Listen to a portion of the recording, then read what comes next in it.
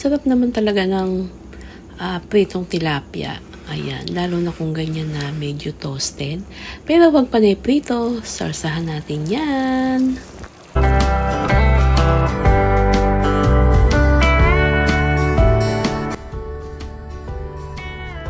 Hello, magandang araw, magandang buhay sa ating lahat.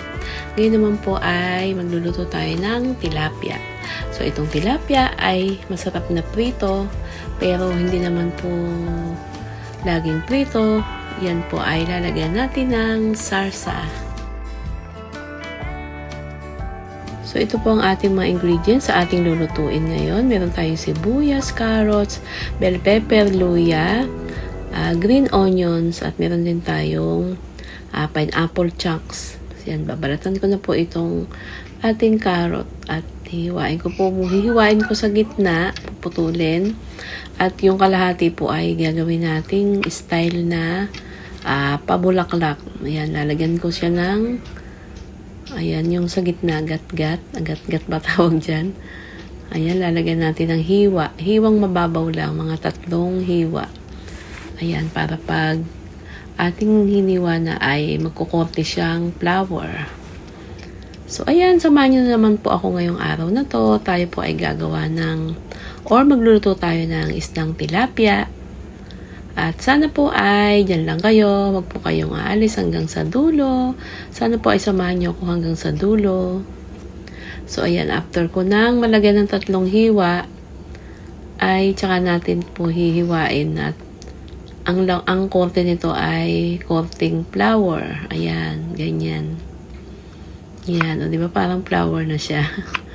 So, ayan, hiwa-hiwain ko na siya. At ito namang kalahati niya ay pa strips. Ayan, maninipis lang. Maninipis yung hiwa.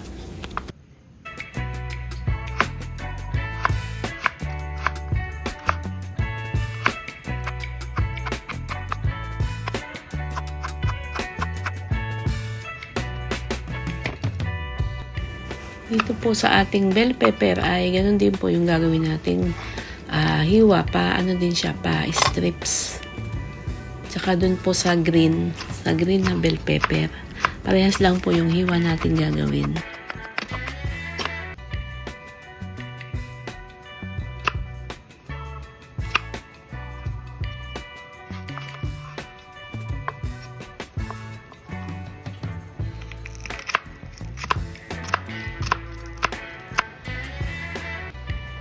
At meron din tayong thumb size na luya. Ayan, babalatan na po natin at i-slice na rin po natin ng maninipis.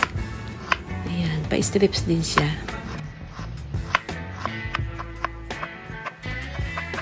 Ayan, na-slice na rin ang ating sibuyas. So, ayan ang ating mga sangkap sa ating pagluluto. Carrots, luya, sibuyas, at bell pepper, green at red bell pepper. So, ayan, magtitimpla muna tayo ng pinaka-sauce ng sweet and sour tilapia. So, ayan, meron na tayong tubig at ilalagay na natin itong ating banana ketchup. Bali, gagawa na po tayo ng sauce para po mamaya pag naggisa tayo ay mabilis na lang. Kasi sama-sama na siya dito. Sama-sama na yung ating pampalasa. Dito, ilalagay na natin lahat dito sa tubig niya, sa pinaka-sauce niya.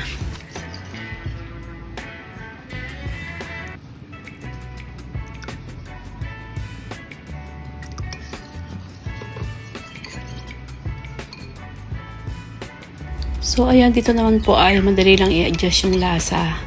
Kung kulang sa tamis, pwedeng dagdagan ng asukal or dagdagan ng paminta.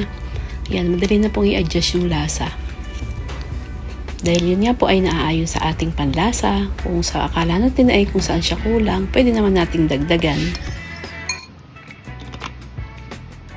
So, gagamit din tayo ng slurry or yung pampalapot na cornstarch. Ayan, 1 tablespoon ng cornstarch na tinunaw lang natin sa 2 tablespoon of water. Ayan, ito yung ating gagamiting pampalapot. Ayan, magigisa na tayo. Unahin natin itong sibuyas. Ayan, kapag lanta na, ay isusunod na natin itong luya. Ayan, sunod-sunod na sila dito sa ating paggigisa.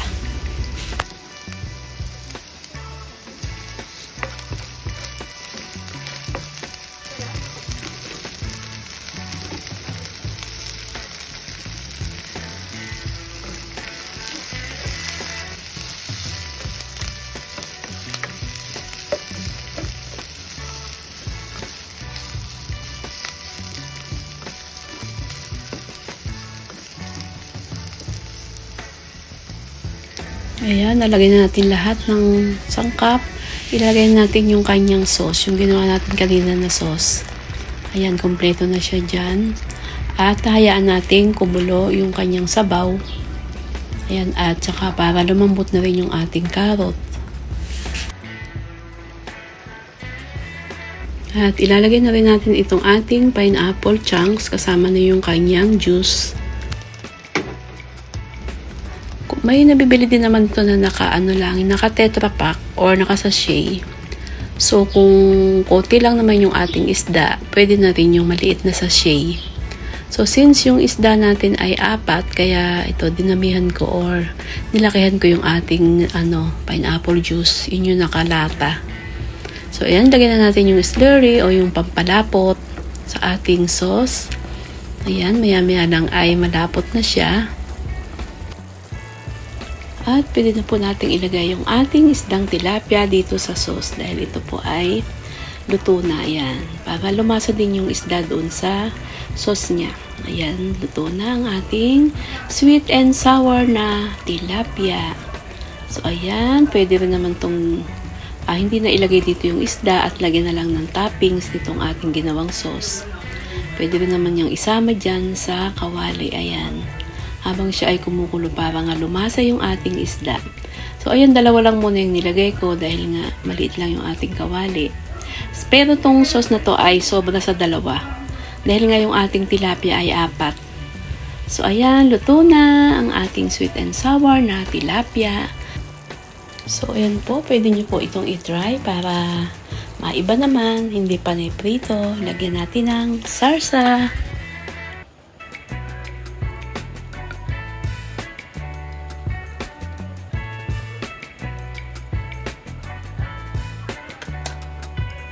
So, pwede po nating ilagay o i-garnish yung ating green onions. Pero ito po ay optional lang. Pwede na pong itong ay wala na. So, ayun, dito ko na po i-end ang aking video. Maraming salamat po sa inyong pagsama, sa mga napadaan na pasilip sa ating munting channel. Thank you so much po sa inyong pagmamahal at suporta. So, gusto ko pong pasalamatan unang-una ang Panginoon dahil nga po ako po ay nakasahod na po kay Lolo Whitey. Ayan, binigay na po yung aking first sahod ni Lolo Whitey. So, kaya po ako ay nagpapasalamat sa inyong lahat, sa lahat po ng nagmamahal at nagsusuporta sa ating munting channel, sa lahat po ng nag-share ng blessings. Alam niyo na po kung sino kayo, hindi ko na po kayo isa-isahin. Maraming salamat po sa inyong lahat. At kaya nga po, yun nga ay sa pag-white po ay kailangan lang po ay tiyaga lang po tayo. Kahit na po hindi naman kalakihan yung ating sinahod dahil nga po nag-start na po ako nung nag-start po nung October, bali siguro mga 8 months, and po kulang 1 taon po bago po tayo nakasahod kay Whitey. So hindi po kalakihan pero yun po ay nakakatuwa na rin po. Kaya po, lubos-lubos po ang aking pasasalamat sa inyong lahat, sa mga nagsusubaybay at tumatangkilik sa ating munting channel. Maraming salamat po.